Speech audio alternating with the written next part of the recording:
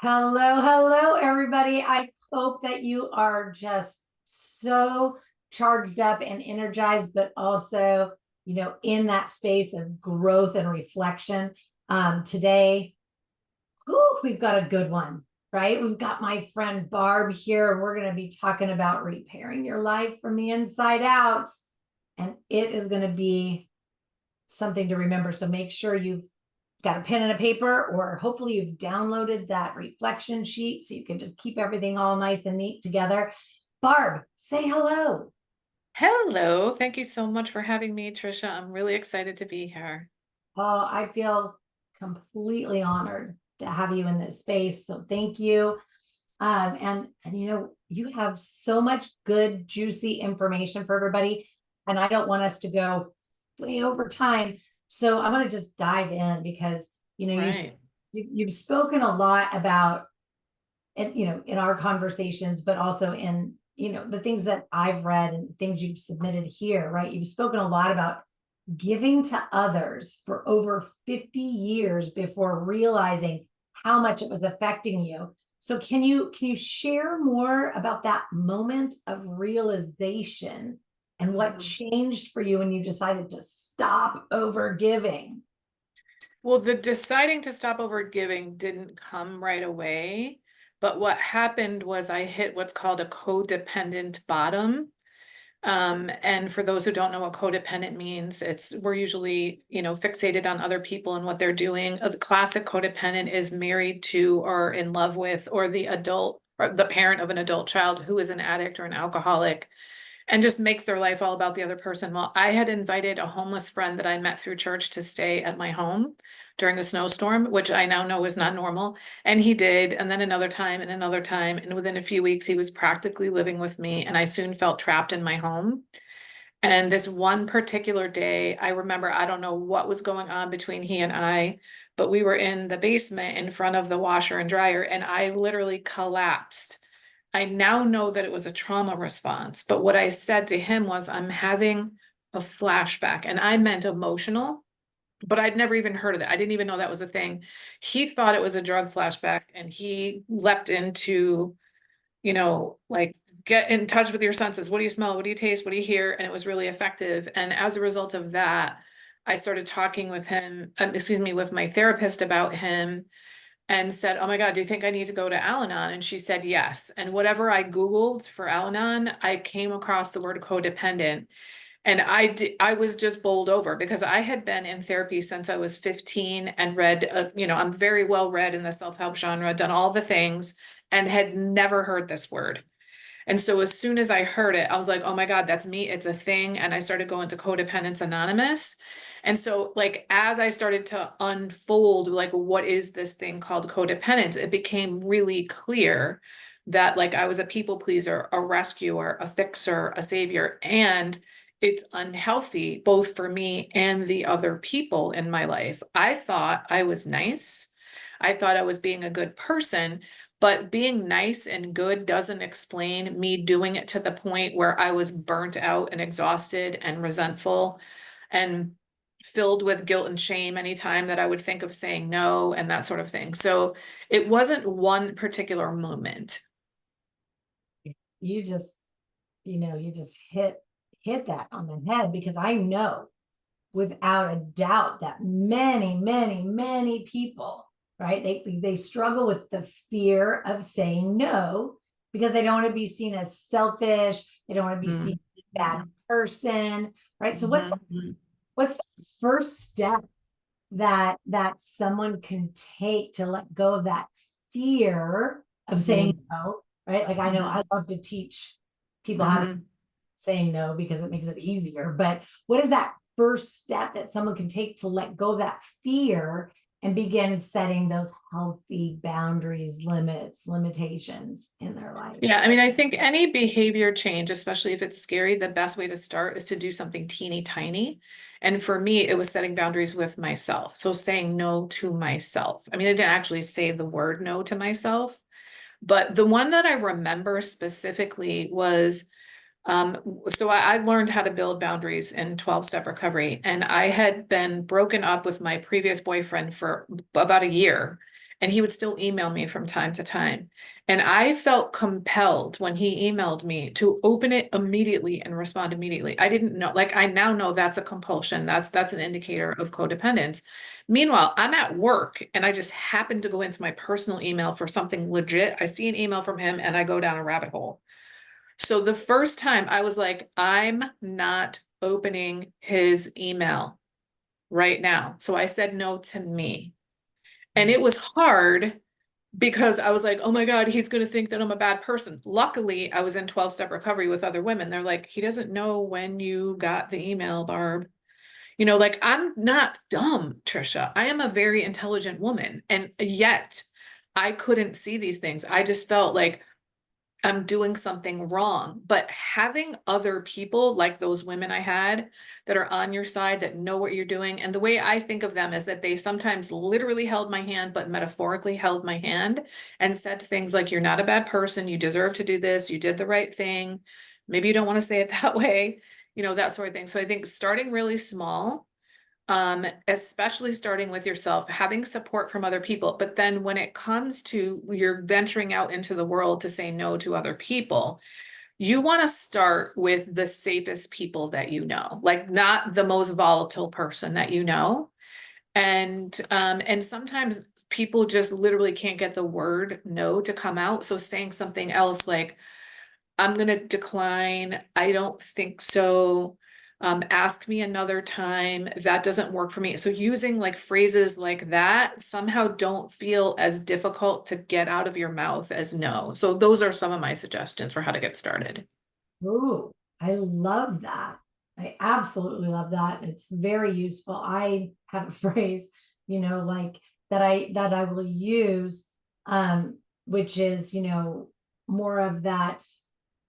I would love to have this conversation with you. Now's not a good time. Can we table this for later Mhm, this evening, or even give a time? Like I'm free after 3.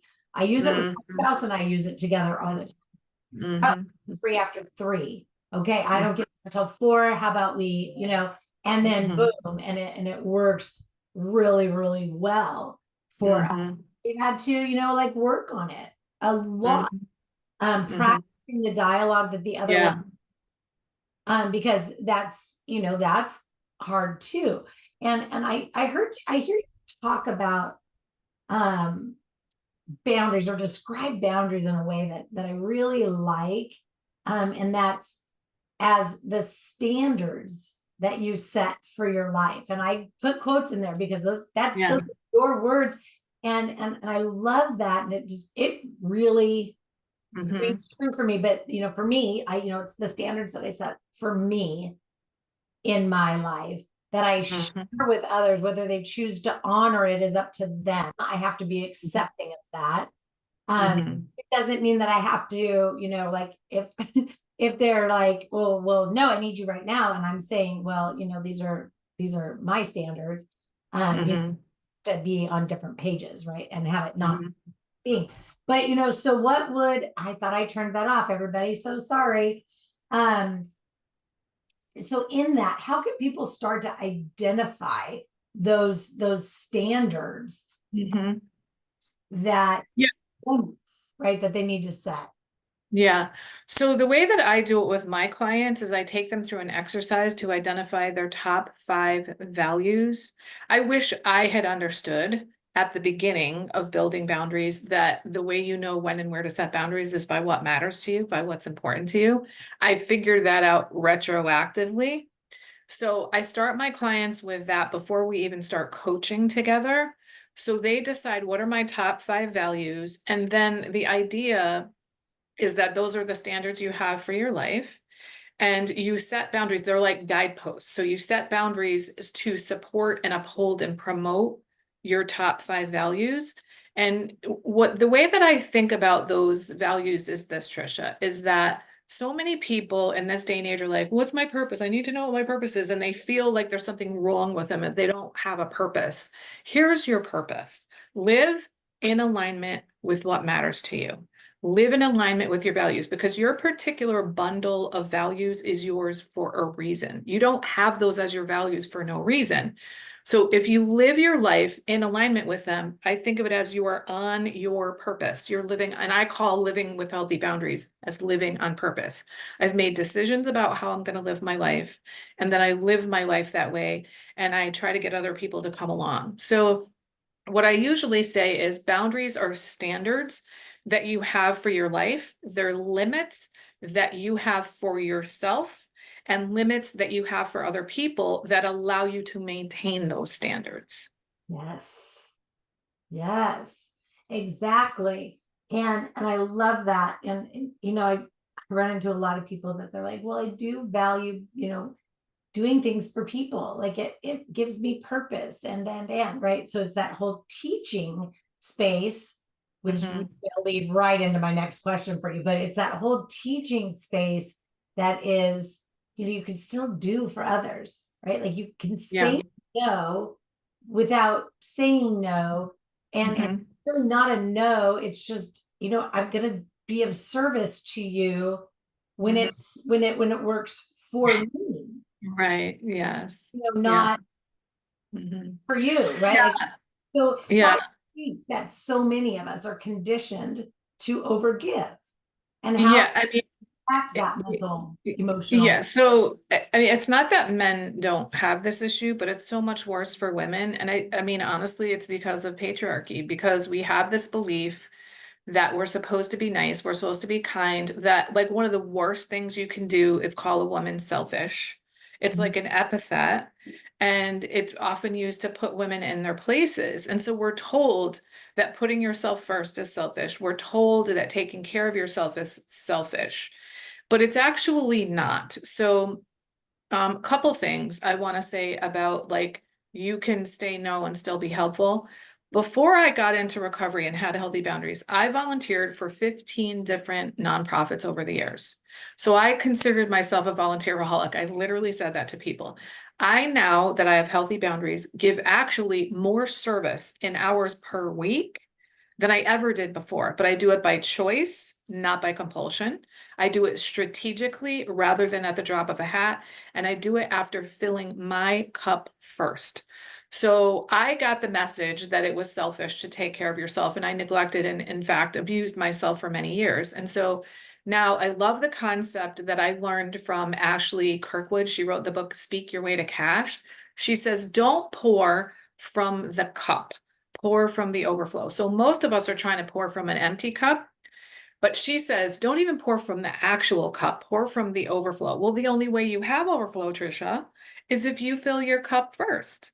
So just like they say on the airplane, if the oxygen mask falls down and you are helping someone seated beside you, you put the oxygen mask on yourself first. They don't say this part, but what they're saying is because if you're passed out, you can't help them. So you want to fill your cup first. It is not selfish, it is self-preservation, and it enables you to give more to people if that's what you want to do. Mm, I love that. It just had me definitely, thinking about that because, like if we know, what our value is, or should I say, knowing our value is critical to setting these boundaries. How can Mhm. someone who feels lost or Mhm. overwhelmed begin to Mhm. reconnect with their values and Mhm. use them to guide their decisions?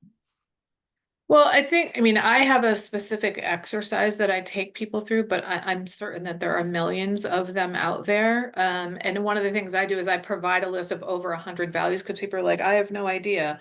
And so some of them, some people can do it really easily. Some of them literally go through and cross off all the ones that are not there. So I'm sure if you Google, how do I figure out what my values are? You'll find an exercise to do that. What's interesting, when you said earlier about some people are like, oh, I really like to serve people and all that, is I would say something like about 40% of my clients, by the time we get done with the boundaries coaching program, they're like, yeah, those aren't my values. Those were my people pleasing values that I thought I should have because I thought that's what made me a good person. But I realized that it's not that those things aren't important to me, but they're not of the utmost importance. And I say, like, of course you have more than 5 values, but I pick 5 because it's a large enough number that it's meaningful, but it's not so large that you can't like hold them in your head at the same time. Okay. So yeah, so I think, figuring out like what matters to me. How do I want my life to be? Do I want to live a life of service? I want to live a life of service, but I also want to have money, you know, and I also want to have a nice home. And I also like, how do I balance all of these different things? Yeah. And so I usually use the example of health because most people can identify with it, even if that's not their value. That because health is such an important value to me, because I abused and neglected myself for so long, I've put Mm. my health really high up there. That means that I have financial boundaries in place. So I pay for organic food. I pay for things like yoga and meditation. I have time boundaries. I set time aside to prepare my food. I set time aside to pray and meditate and exercise and do yoga. So those are examples of what does it look like when you have these values or Mm. these standards, and then what are the boundaries that you have in place to uphold and support and promote them. I mean, that's sound, right? Like that's just right there. So hopefully you guys like were writing this down because, you know, it's one thing, to say, oh, I've set this boundary, but it's another to maintain them. And Mm-hmm. here's another question for you. So, okay, so now I'm trying to maintain my boundaries, but my whole family is pushing back on me, or, Yeah. everybody's digging their heels in and resisting. Mm-hmm. What are some of those strategies or scripts that people Yeah. can use to uphold them? Because we Mm-hmm. have to condition them. And so if we don't condition them, which means we have to have some thick skin because people are going to push Yeah. back, right? Like Mm-hmm.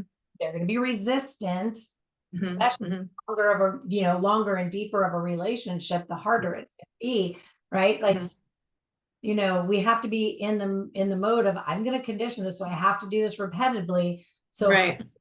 when everybody's pushing back on me. Yeah, yeah. So, like it starts with deciding ahead of time, what are you going to do? Like, because if you set a boundary with someone and they don't honor it and you do nothing, it wasn't a boundary.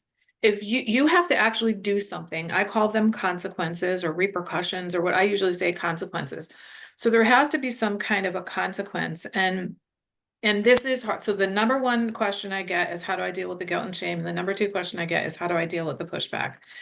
And you have to decide ahead of time, like, what is my actual limit? So let's just say this is a really easy one that most people like, it would probably be easy for people. Like, I don't allow smoking in my house. Okay. So if someone that I know smokes comes over and they haven't been here before, just so you know, you're gonna have to smoke outside. So I know ahead of time that the consequence is going to be, I'm going to ask them to take it outside, or I'm going to ask them to leave if they smoke. So that's my consequence and I know what it is. So if they light up, I go over to them and say, hey, I asked you not to smoke in here. I'm going to ask you to stop. I mean, personally, I would probably say, I need you to leave. Like, I wouldn't just, because that's rude, especially in this day and age. Like years ago, it wasn't that case. So most people can identify with that kind of thing. And that seems like that'd probably be a lot easier for some people. But some people feel like they're going to die rather than going and doing that. And this is where practicing and starting small is really, really helpful. Starting with people who you have some kind of a decent relationship with that are not going to be volatile, and you practice and you get better. I think the most of the time, if someone doesn't honor your boundary, let's just assume, unless they're a toxic person, that they forgot, either because you've never done it before, or maybe they don't believe you because you've never done it before, or maybe they have horrible boundaries. And so you need to have, or you need to have better boundaries too. So let's just assume, let's like not take it personally. And then typically what you do is you just say the thing again. So let's just say, I've told my colleagues, please don't walk in my office without knocking. And if they do, I say, remember, I asked you to knock. And if they do it again, maybe you didn't hear me. I asked you to knock before coming in, and notice how my voice is staying on an even keel. And the better you get at it, the easier it is to do that, because you're just repeating yourself. And here's why, because you alluded to it a moment ago. We're always teaching people how to treat us. Most of the time, we're teaching them, treat me the same as you always have, treat me the same as you always have, treat me the same as you always have. When we start building boundaries with people who've been around for a while, we're reteaching them how to treat us. And we're also teaching ourselves too. And so repetition is important. So please don't put that there. Please don't put that there. I asked you not to put that there. Please don't put that there. And you just say it like that. Like, don't get all defensive and don't, don't take it personally. And what's wonderful is when you start setting boundaries, it is of course harder to set with people that you've known. But when you start setting them with new people in your life and they only know the boundaried version of you, you're like, wait a minute, this stuff works. And it's like it shores you up and it makes you more confident. And so it makes it easier to start setting boundaries with the people who've been around, because you can see what's on the other side. Because what we often tend to think about, Trisha, is only the crappy parts of Yeah. setting boundaries, like the crappy feelings and what am I Yeah. going to say? But what we don't think about is the rewards on the other side. Like, I get to have my time to myself. I get to not do things that I don't want to do. I get to go the places that I want to go. I get to eat at the kind of restaurants that I want to eat at. We get to have these freedoms in our lives that we've never had before. So like, I encourage you to be thinking about that too. Don't just think about the crappy parts of setting boundaries. For sure. I mean, I don't know. It was an interesting journey for me. Well, when as I was creating mine, and my work's a little bit different from yours, but the general premise of boundaries, limits, and limitations is similar. But it was a wonderful, freeing journey, and I won't say it was without growing pains, because it Oh was, God, yeah. Yeah. right. So but I think, and excuse me in advance, everybody listening, but society is whitewashed on what boundaries are, and everybody thinks they're just these like hard fast stops. Like, I'm just gonna say, don't cross my boundary, and then I'm gonna piss, bitch, and moan when I feel violated all the time, and I'm just really not doing anything about it. Like, I'm not, right. Like, we're not backing it with healthy limits and limitations. We don't, Mhm. we're not adding in any of this, like dialogue that says, hey, you clearly don't have the level of respect for me that I require in a relationship. Either A, Mhm. have a conversation about this, Mhm. or B, I think we should just refrain from engaging or interacting. Or, and of course, sometimes, like, work, we can't do that. It's just, we need to have a meeting about how we engage and interact, because this is, Mhm. but so there's all of these different ways. So just again, always it's been my common theme throughout this entire process this week, but is to cut us off, right? Like, like we really want to be mindful of everybody's time. So I want to ask you, before we get to that, that final who to do, what do you hope people will take away from this conversation that we've had just now about over giving and reclaiming their life from the inside out, and the use of this reflection sheet that you Mhm. provided for them below. Not, this is not, of course, your free gift, but the conversation and that reflection sheet. What is that you hope they'll Yeah, take? I mean, I think the mantra that I share with my clients all the time is keep the focus on yourself, keep the focus on yourself, keep the focus on yourself. And I share a bunch of ways to do that, but I think my favorite of all the ways to keep the focus on yourself is to take really good care of yourself. Fill your cup first. It is amazing what you can withstand when you take really good care of yourself. And can I have like 45 seconds to tell a quick story on this? Okay. So one of my clients is an event planner, and she planned this event that was a basketball tournament from kids all over the country. And a few months ago, there was a big fiasco where all the airports got shut down, and it was in the middle of this tournament. So she's the event planner. She's in charge of getting all those kids back home after the airport thing came up. She messages me when she gets home and she goes, I am so proud of myself for how I handled that whole situation. I kept my calm the whole time. I'm talking hundreds of kids here, Trisha, okay, from all over the country. And she said, self-care was key. And I wrote back, yeah, it's amazing what you can withstand when you take really good care of yourself. And I had never said that before. And I was like, oh my God, I'm like gonna like put that on a banner Yeah. because you get to fill your cup first and you don't have to fly off the handle and you don't have to say yes. You're much more likely, if you're feeling really good, you're much more likely to hold firm to your boundaries. You know, if you're depleted and you're like, oh my God, I'm already feeling beaten down, it's going to be a lot harder to stand firm in your boundaries. So take really good care of yourself. You deserve it. Yeah. Well, one of my mottos, right? Well, one of the taglines we use at Turning Leaves is live for yourself first without feeling guilty, selfish, punished, or restricted, right? Because Nice. we all deserve to live free. But my life motto is this is my life too. It gets to Mm, look, feel, be however I want it to. I get to mhm, choose. Now, mhm, when I step into my motto, especially when I feel like I need to in a space, like I give that to whoever's around, every other being on the planet, or like I give that to them, and they get to choose. That doesn't mean I have to choose to anything. Like we all get to choose. We're right. experiencing this thing called life, and if we're not liking it, like we need to do something about it, right? Before, Yeah, I mean, I think of boundaries as of building healthy boundaries is building choice into your life. Like I had no idea how much more control I could have over my life.